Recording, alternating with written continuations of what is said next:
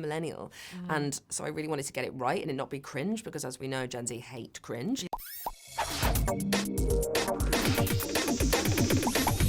So thank you so much for sitting down with us today. We can't wait to bring this movie to the big screen across Cineworld sites. First question I had was, so this film, I actually went to the UK Cinema Association conference this week, and one of the, they have like this clip with lots of younger people sort of giving their opinions about cinema and what they would like to see more. And one of the things that one of the teenagers said is that there's not enough films aimed at them. And it felt like this film was like the perfect movie to watch when you're a teenager and you're sort of about to go to uni or you just started uni. Was that something was a thought in your head, like when you were thinking about the audience that were going to come and see us, or is this a happy accident? I think it's definitely when I first got sent the script, I was definitely really excited about the fact that it was for Gen Z, that it was set at university. It was set when you're 21, 22, trying to figure out life, and as soon as I then started doing research into other films that are for that generation, I realised how few there are. There are so few set at university. There's Starter for 10, that's James McAvoy and Benedict Cumberbatch, which was the only one I could find, which was a sort of a comedy.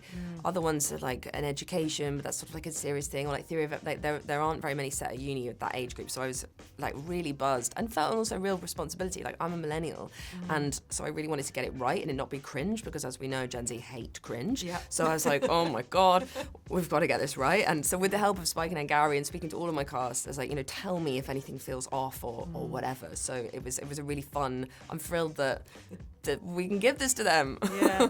No, and speaking of cringe, there is definitely like this topic that's being explored of like, where's the line between like cute versus creepy? Yeah. And there's this whole like trend of like, if you do something and that you like that, if someone does something and you like that person, then you're like, oh, that's so cute. But if you don't like that person, you're like, oh, that's a bit, I don't like that. So how did you go about exploring that, and like how far you were willing to sort of take that to explore that topic?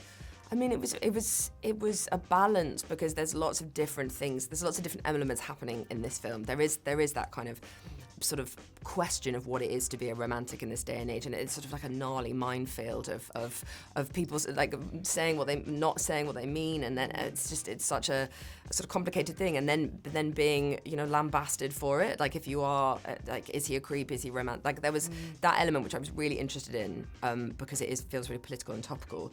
But I needed to make it funny, and I also needed, because it couldn't be too earnest either. Because I hate being lectured to. So but if someone could make me laugh, then I'm like, okay, I'm in. So that was really important for me, as well as being able to like have a romance, a coming of age style romance with people, with proper characters who've got a lot going on, not just their romantic lives, but have also got other stuff going on around them. It was a big mash of lots of different elements. Yeah, and speaking of romance, I really enjoyed like sort of seeing this very cynical character and this very romantic character almost like swap their perspectives across the movie.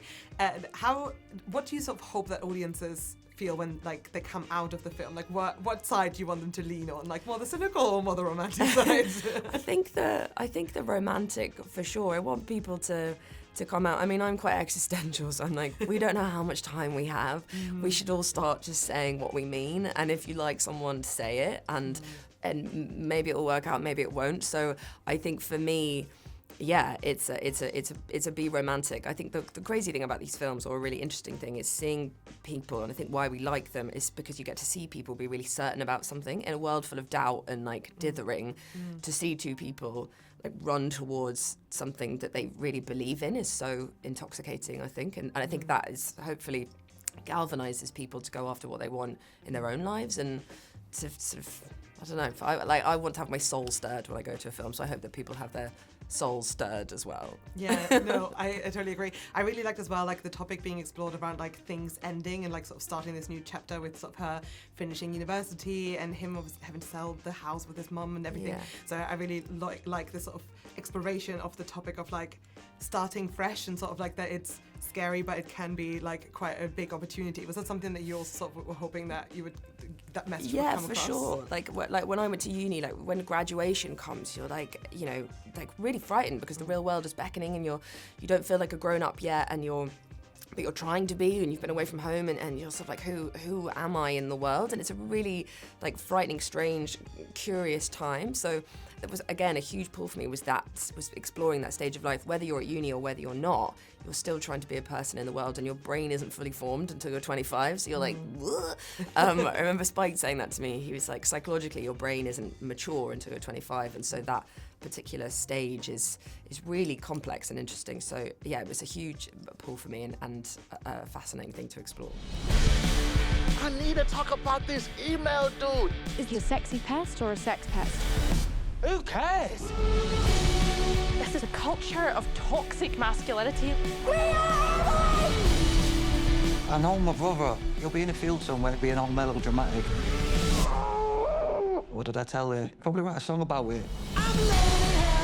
What if I've misread this whole situation? You're gonna find someone who gets you. Please don't make me laugh. I didn't know I could. If Emily's listening, what do you want to say? Well, I wrote her a song. We're getting the song! We're getting the song! Sing it.